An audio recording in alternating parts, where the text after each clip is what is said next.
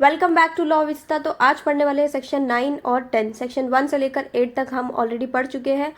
इससे रिलेटेड जो भी वीडियोस है वो मैंने चैनल पे अपलोड करके रखा हुआ है, आप वहाँ पे जाकर देख सकते हो। और वो वीडियोस देखने के बाद एक फीडबैक मुझे दे दो कमेंट सेक्शन में कि आप लोगों को समझ में आ रहा है या नहीं समझ में आ रहा है। कोई भी क्लैरिफिकेशन, डाउट एक्सेट्रा कुछ भी है तो आप मुझे कमेंट सेक्शन में पूछ सकते हो। तो आज पढ़ने वाले हैं सेक्शन 9। सेक्शन 9 क्या करता है?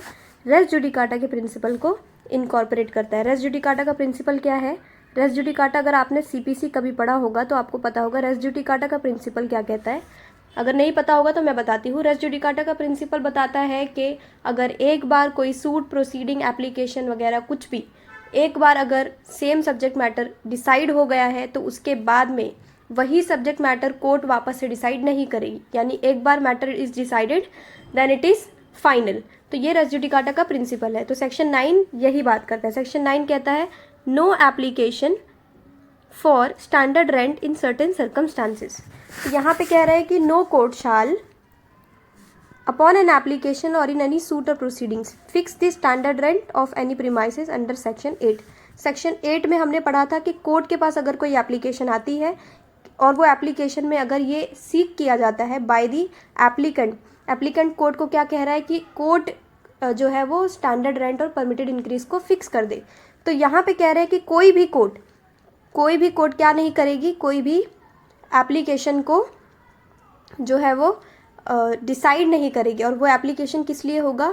स्टैंडर्ड रेंट और परमिटेड इंक्रीज को फिक्स करने के लिए होगा, किसी भी सूट या प्रोसीडिंग में या फिर अपॉन एन एप्लीकेशन। हमने सेक्शन 8 में पढ़ा था कि कोई एप्लीकेशन भी आ सकता है या किसी सूट और प्रोसीडिंग में भी कोर्ट डिसाइड कर सकती है स्टैंडर्ड रेंट और परमिटेड इंक्रीज को। तो यहाँ पे कह रहे हैं कि कोर्ट क्या करेगी? कोर्ट डिसाइड नहीं करेगी। कब नहीं डिसाइड करेगी? जब if the standard rent or the permitted increase in respect of the same premises have been duly fixed by a competent court on the merits of the case. यहाँ पे कह रहे हैं कि अगर ऑलरेडी एक कोर्ट ने upon the merits of case क्या होता है कि जो भी मैटर है उसके जो भी फैक्ट्स है वो फैक्चुअल बेसिस पर कोर्ट ने ऑलरेडी एक बार डिसाइड कर दिया है कि इस प्रीमाइसेस का स्टैंडर्ड रेंट क्या होगा, परमिटेड इंक्रीज क्या होगा, जो भी है कोर्ट ने डिसाइड कर दिया है। किस बेसिस पे? मेरिट के बेसिस पे। तो क्या होगा फिर? कोई भी अदर कोर्ट उस एप्लीकेशन को या फिर सूट या प्रोसीडिंग में स्टैंडर्ड रेंट या परमिटेड इंक्रीज को डिसाइड नहीं करेगी। इसके आगे एक्सेप्शन है। ये कहता है without any fraud or collusion or an error of facts and there has been no structural alterations or changes in the amenities.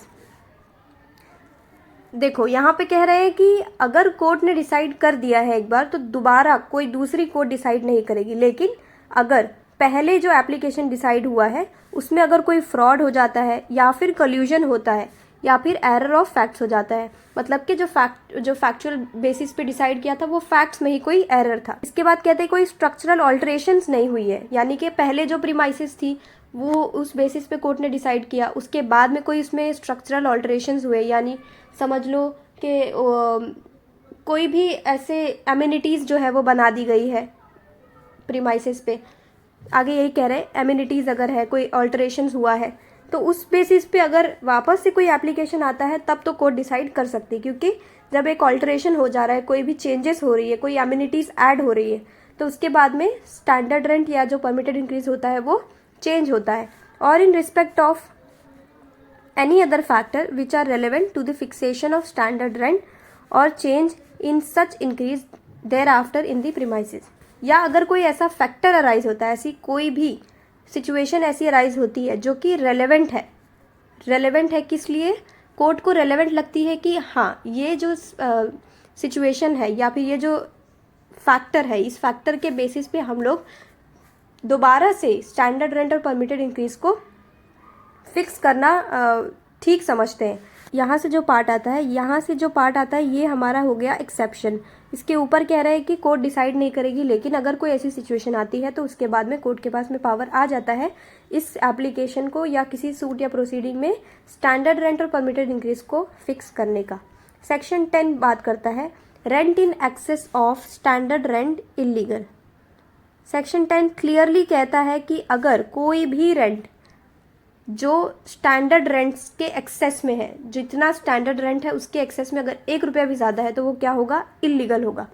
तो सेक्शन 8 का सब सेक्शन 1 क्या कहता है, save as otherwise provided in section 6। Section 6 में जो भी बातें की गई है वो वैसी ही रहेंगी, उनके ऊपर ये एप्लीकेबल नहीं होगा। It shall not be lawful to claim और receive an amount of rent for any premises any increase above the standard rent and permitted increase. यानी कि एक बार कोई भी स्टैंडर्ड रेंट और परमिटेड इंक्रीज फिक्स हो गया है तो उसके बाद में कोई भी अमाउंट एक्स्ट्रा अगर कोई टेनेंट है वो दे रहा है और लैंडलॉर्ड उसको रिसीव कर रहा है तो वो क्या हो जाएगा, वो अनलॉफुल हो जाएगा, वो लॉफुल नहीं होगा।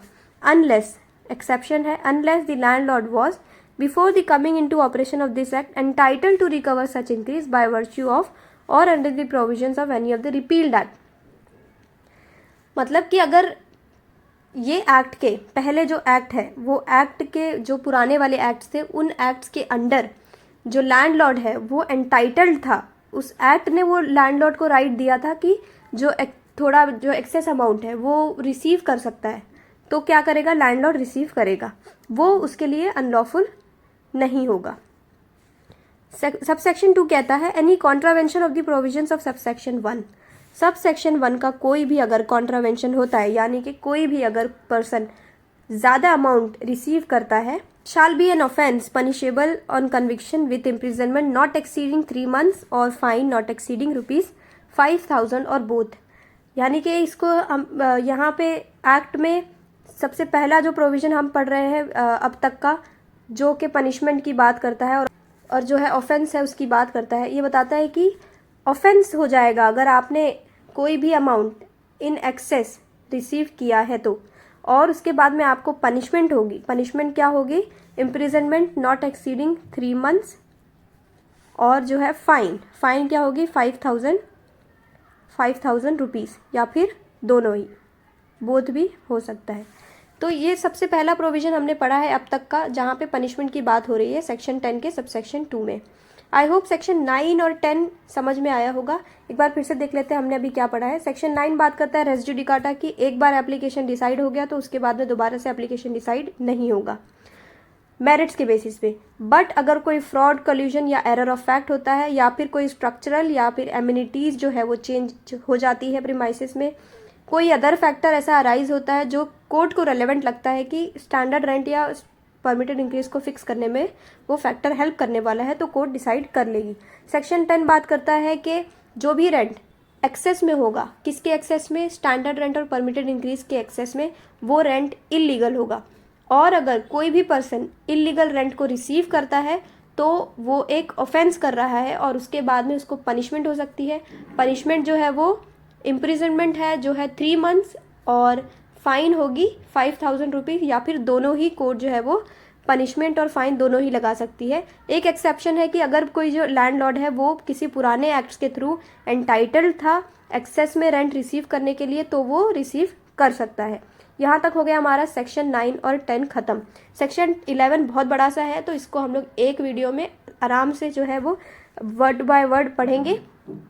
तो आई होप यहाँ तक समझ में आ गया है। अगर ये वीडियोस हेल्पफुल लग रहे हैं तो मेरे चैनल को सब्सक्राइब कर दो, मेरे वीडियोस को लाइक करो और दोस्तों के साथ भी शेयर कर दो ताकि उनको भी हेल्प हो सके कि कोई जो है हिंदी में इतना इजी वे में एक्सप्लेन कर रहा है। मैंने भी पढ़ा है इसलिए मैं आप लोगों को भी पढ़ा रही हूँ। तो मेरा यही एक मोटो है कि जिस हिसाब से मैंने इसको समझा है उस हिसाब से मैं इसको कन्वे कर सकूँ आप तक।